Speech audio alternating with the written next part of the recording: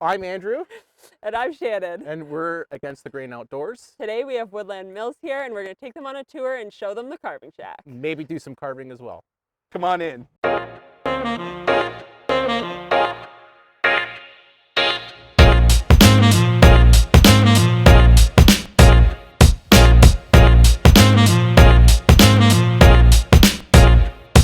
do it. Let's go. I guess So we'll go should take a start walk. walking? Yeah. Okay. Are you coming, Cooper? Do you mind if Cooper comes? Yeah, that's okay. 50 acres. Yeah, 50 acres, and then there's about 1,200 acres of crown land behind us. Eventually, none of this existed when we moved here. Like this was, it was all forest. This wasn't so even like a path. just me and my little tractor, pretty well, and just kind of chipping away slowly. And oh yeah, literally. Yeah. None of it goes to waste. No. So. No, from sawmill to carving to wood chip. Yeah.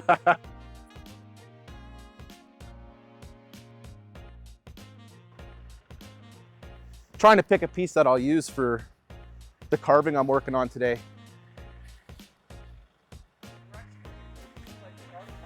Yeah, I got a log in there and everything, so that's the plan for me to start carving today.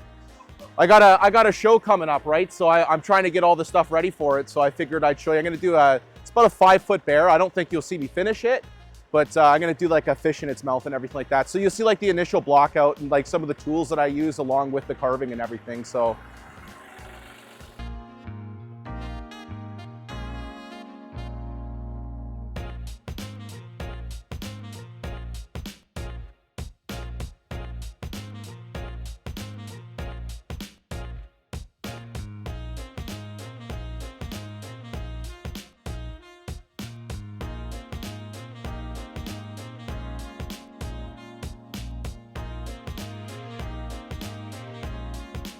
So roughly 2020, I'm going to say my dad had purchased one of the portable sawmills, the 126. So excited for it. We went and picked it up with him.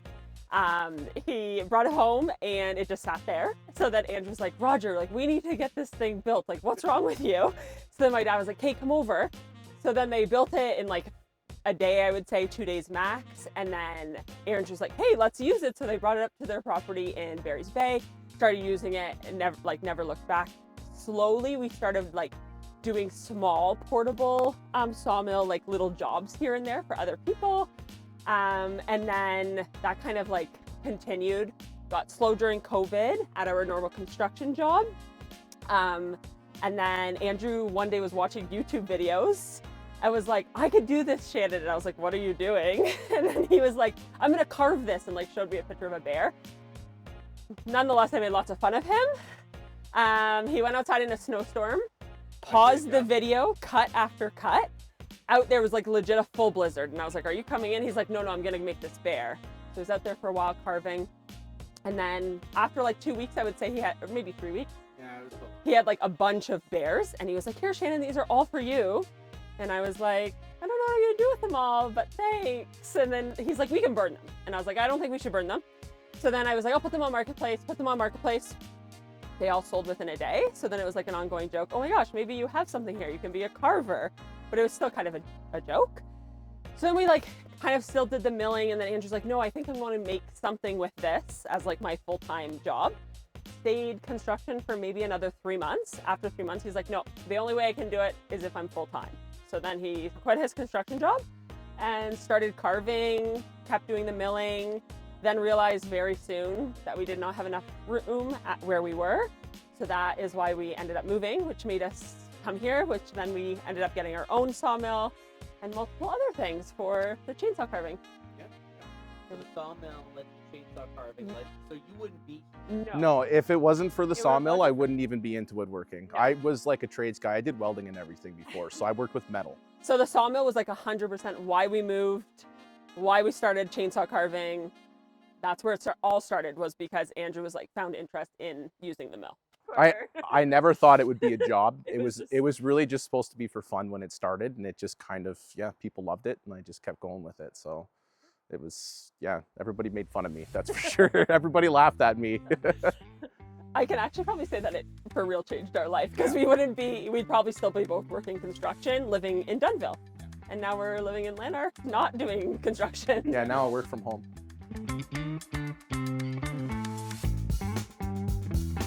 Yeah, I'm probably doing anywhere 4 to 5 a day. I can do like 10. Based on the size. Yeah, like you'll see some of the stuff I have down there. It really depends on what it is and like the detail the client's looking for and everything as well, right? So like some are simpler, like gnomes are very fast, easy carvings. Same with bears, I thought were hard. They're pretty fast and everything as well. It's like just the bigger carvings, and I really do specialize in like taking a log and I'll add on like an arm or something like that. So that's another thing I'll use the mill for, is I'll square it all up so I can kind of draw it on there before I even start, just to get like an idea, like a 360 view of it. So, and no, I was a trades guy. I mean, I drew pictures and everything. Well, I shouldn't say that. In high school, they wanted me to go to college for drawing, like animations. And I remember my dad said, get in the trades, there's no money in art. So Now it's like it's like an ongoing joke, because now I tell everyone too, they're like, you're an artist. I'm like, no, I'm a construction guy. I just make There's things. no money in art. Yeah, there's no money in art. So yeah. I'm the can-do guy. I can do anything if I put my mind to it. I tried, so that's how I usually get my jobs.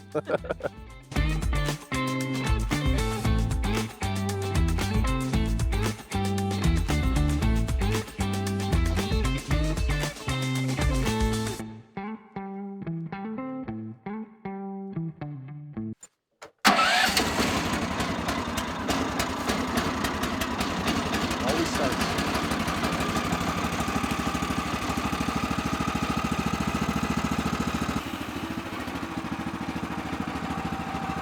Favorite part. Powerhead?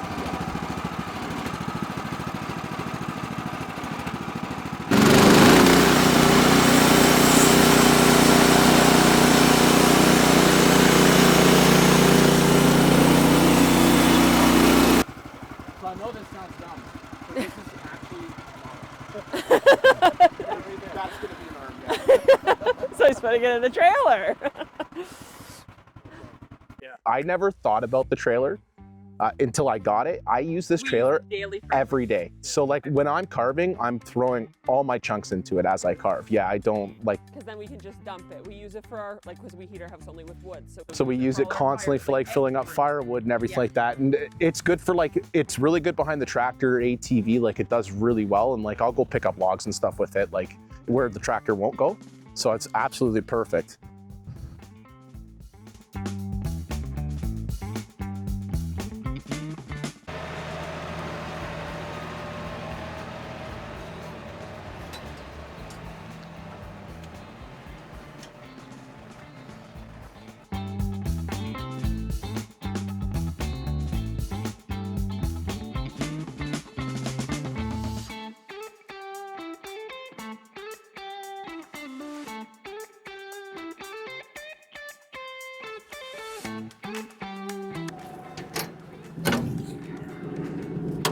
Actually, I'm just gonna lift this up so I can.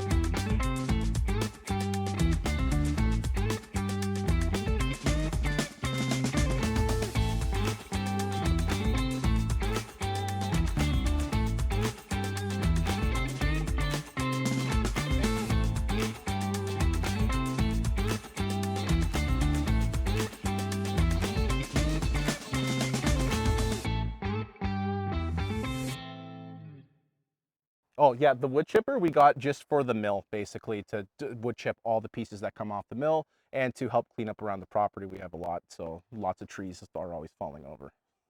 So we have a lot of mud kind of where our mill is located, and that way we can kind of make a nice path. So we're not standing in mud, rather standing on dry wood chips. And then we're going to use the wood chips to actually make a whole path all the way down to where our shop is as well. That's nice. You're using all across the property. Correct. Everywhere, yeah. Everywhere. Even in the goat pen. Yeah, yeah, everything, yeah. Obviously, the goats love that. They actually do. They'll like nibble at it They and then eat lay it, in yeah. it. Yeah. They eat anything.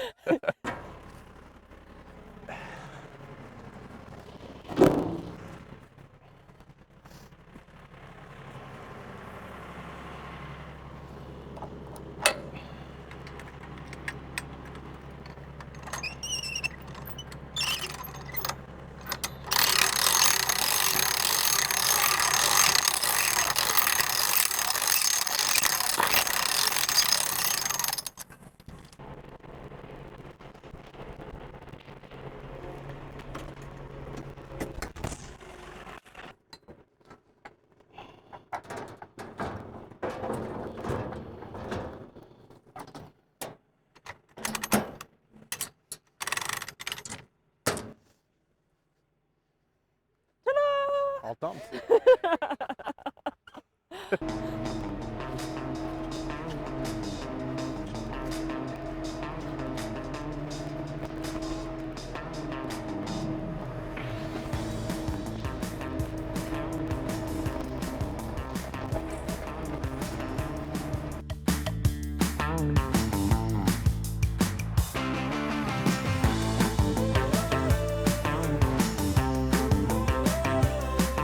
Cardinals and Bears. Cardinals and Bears, yeah. I didn't even know Cardinals were going to be popular. I guess not a lot of people do them, but they represent someone who's passed away.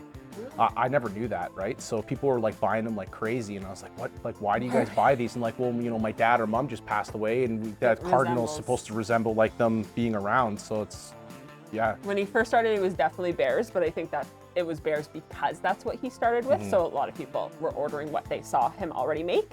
But then he just like made one Cardinal, and then all of a sudden it was like Cardinal after Cardinal after Cardinal. And it still is to this day. Cardinal by far is our top seller. Yeah, Cardinals and Bears.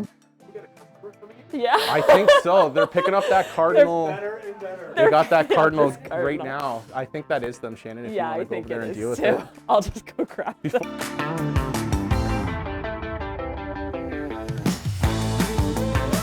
So where are we right now? Like, what is This is what I'd call the carving shack. So this is like where I do all the carvings and everything like that. So I'm gonna call like my rough carpentry and everything. So pretty much from all the chainsaw carving to painting is done all in here. My other shop is where I would do like all my CNC and like fine woodworking and everything like that. So this is where I make most of my dust. Most of the messes in here. Yeah, all on the inside and everything like that I did. So So it's yeah. all at the sawmill. Yeah, all at the sawmill. Pine. Pine. Yeah, all white pine. So I think there's a little bit of red pine in here, but I usually only carve white pine, red pine, or cedar. I'll do basswoods, but my property has mostly pine, so that's usually what I use, yeah. walk us through the process from standing tree to giant cow? Well, yeah, pretty much like these logs here were all from the property and everything like that. So usually I have like once a month. I'll go back in there, I'll cut down only what I need for that month. I don't, if they're laying on the ground for too long, they tend to go bad or they get bugs in them. So I'll spend one day cutting down trees, kind of figuring out what I need, pile them all up there, and then she makes a schedule. I see, hey, I got a big giant cowboy coming up. So what I'll do is I'll grab the log that I kind of already had an idea what I wanted to do with it, set it down, and then basically it starts just like this, just a log. I'll use spray paint if I need to, just to get a rough outline on it, and basically just start sinking the bar into it until it turns into something basically.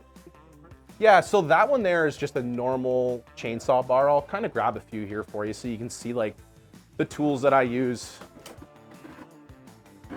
So like I use, let's see, this is like a finishing saw. That's like another finishing one, and here's another one. So how it starts out is I'll start off with like the 661 there with a normal bar on it. I don't need anything crazy on it. It's just, you can go anywhere and buy a bar like that.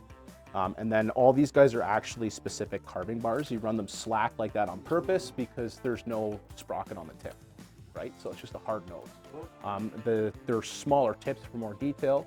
So pretty much how it works is start with the big one and work your way down to the small one. So like this one would be like, once I get my initial like big squares blocked out of it, then I'll switch to this one. Still doing like bigger cuts with it, but I can still get like finer details with the tip. This one, pretty much once I get into this guy, it's for texture, nothing crazy, like just smaller cuts and everything like that. And then this one is literally just all for detail. So like I'll use this saw and I'll get like all like the little fur and curves and everything like that and all the deep stuff and whatnot with just this saw right here. So yeah.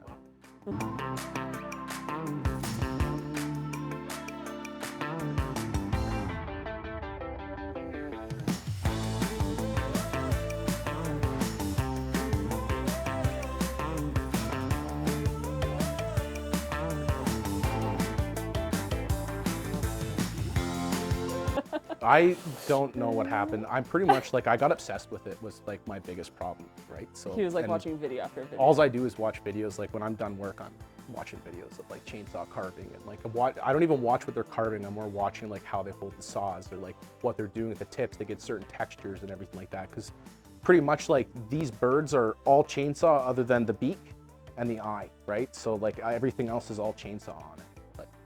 I never thought in my wildest dreams that I would be a chainsaw carver. And when I remember like when I was saying to all my buddies, like, I'm gonna be a chainsaw carver, they all laughed at me, right? Like everybody literally laughed at me. So I thought to myself, like, what can I call the business? And that's how we came with Against the Grain, because I was kind of like not doing what everyone said to do. Like, because his dad was like, artists don't make money. His friends were laughing, like, you're not gonna make money. And then we're like, okay, let's go Against the Grain. So I just said, yeah, let's go with Against the Grain and kind of go with it and see where it goes. And like, it never was supposed to be a job. It was just for fun, spare cash at the beginning. And then it just took off. And like, I'll never look back now. Right? Like I can't go work for anyone. I can't. Where can I use Woodland Mill stuff every day?